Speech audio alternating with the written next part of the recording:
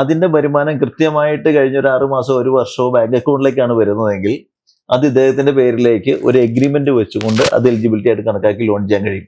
എല്ലാവരുടെ അടുത്തും ചിലപ്പോൾ റെഡി ഫണ്ട് എടുക്കണമെന്നും ഉണ്ടാവില്ല.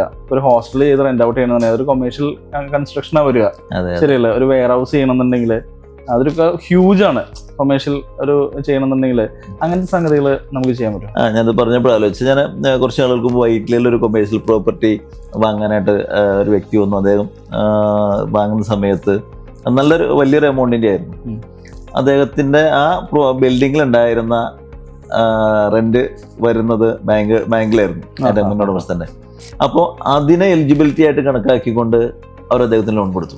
Okay okay. അപ്പോൾ ഇതൊക്കെ നമ്മൾ അറിഞ്ഞിരിക്കേണ്ട കാര്യങ്ങളാണ്. ചില സമയത്ത് ചിലപ്പോൾ നമ്മളുടെ സാലറി അല്ല, നമ്മളുടെ IT ഒന്നും ചിലപ്പോൾ ഈ EMI അടയ്ക്കാൻ കവറായിട്ട് വരാതിരിക്കും. ആ സമയത്ത് ഒരു കൊമേഴ്ഷ്യൽ ബിൽഡിംഗ് അല്ലെങ്കിൽ ഇപ്പോൾ ഒരു ഗോഡൗൺ ഒക്കെ ആണെങ്കിൽ അതിൻ്റെ വരുമാനം കൃത്യമായിട്ട് കഴിഞ്ഞ ഒരു 6 മാസമോ 1 വർഷമോ ബാങ്ക് അക്കൗണ്ടിലേക്കാണ് വരുന്നതെങ്കിൽ അത് ഇദ്ദേഹത്തിന്റെ പേരിലേക്ക് ഒരു എഗ്രിമെന്റ് വെച്ചുകൊണ്ട് അത് എലിജിബിലിറ്റി ആയിട്ട് കണക്കാക്കി ലോൺ ചെയ്യാൻ കഴിയും. എല്ലാ ബാങ്കുകളും ഇല്ല, പക്ഷെ പല ബാങ്കുകളും ചെയ്യും.